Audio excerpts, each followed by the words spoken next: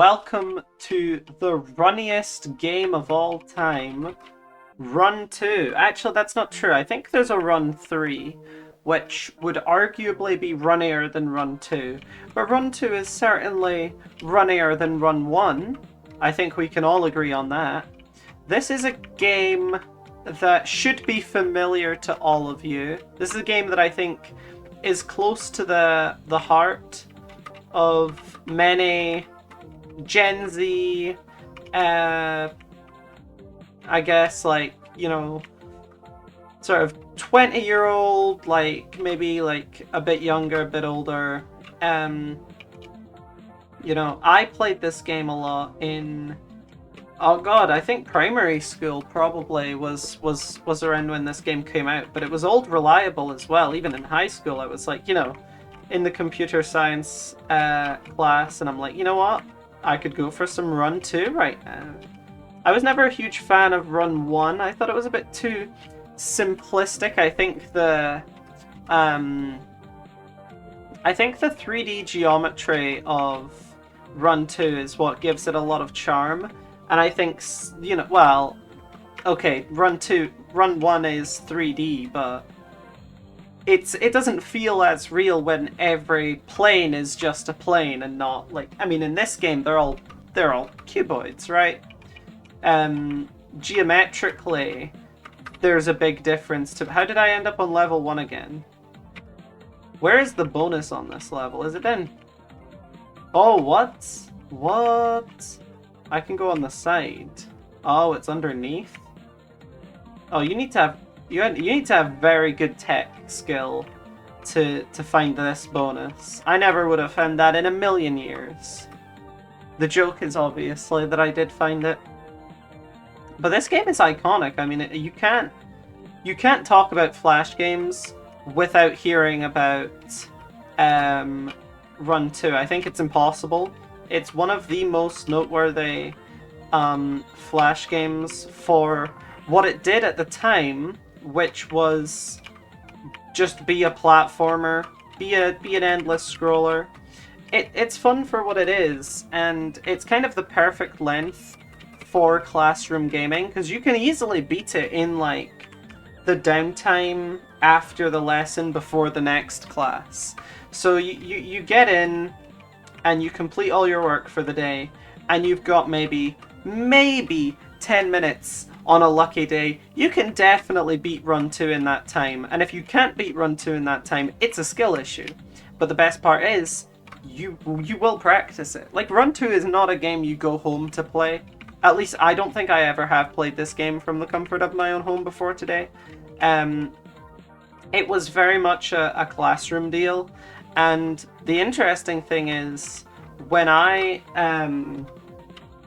got a 3DS, because I had a DS Lite, but I never brought that to school. When I got a 3DS, I mean, those are games, right? Like, DS games are cool. 3DS games are basically console games on the go.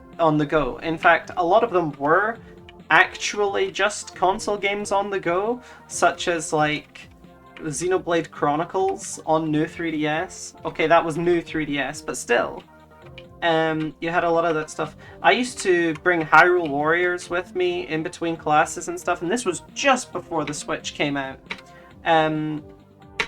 So I feel like these games have kind of been replaced. I don't know how strict high schools are about this now. I don't know how strict they are at different schools, because I only went to one high school.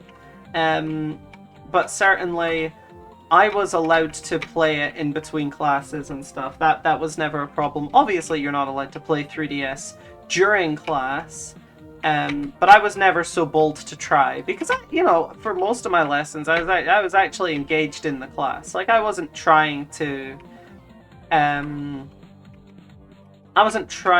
fit in as much like gaming time as possible. I was just looking for something to do in the downtime where I wasn't in class. So I do think it's interesting, because now that Switches are so prominent and mobile gaming has, I mean, I was gonna say it's never been better. It's kind of bad, because there's so many, like, cash grab, ad-ridden games and stuff, but like, those have always been a thing. Those have always been a thing. The old games are still there for the most part, with the exceptions of like Flappy Bird. Most of the old games are still on your phone. So I feel like it's just gotten wider, but it's certainly harder to find good games now, I think. Because the trending games will be stuff like AFK Arena, Genshin Impact, games that just want to suck the soul and the money out of you.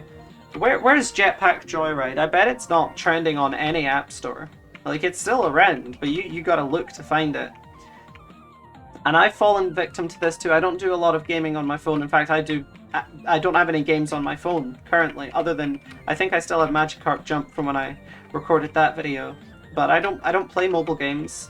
But I've fallen victim to it before. There have been times in my life where I've downloaded a Cookie Clicker clone, various different ones. Idle 1 is actually the GOAT though. I'll defend Idle 1. I don't think that game did anything wrong.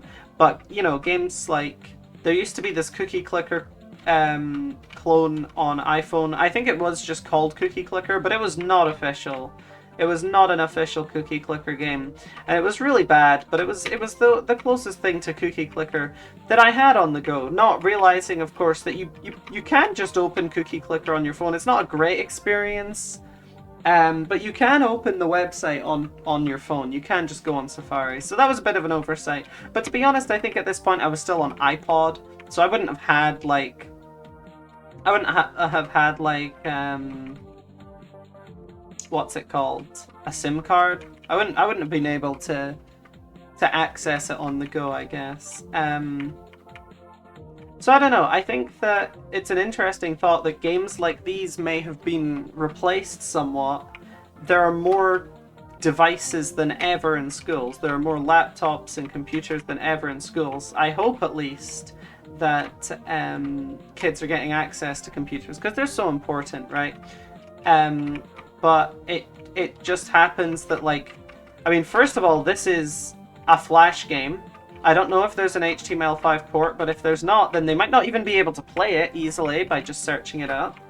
And then you end up with a situation where they have better things to be doing. They have better games. Like, there's something nostalgic about this game, but it's not a Switch game. It's not as good as some of the mobile games that are. You can play Fortnite on your phone. Why would you play Run 2 instead?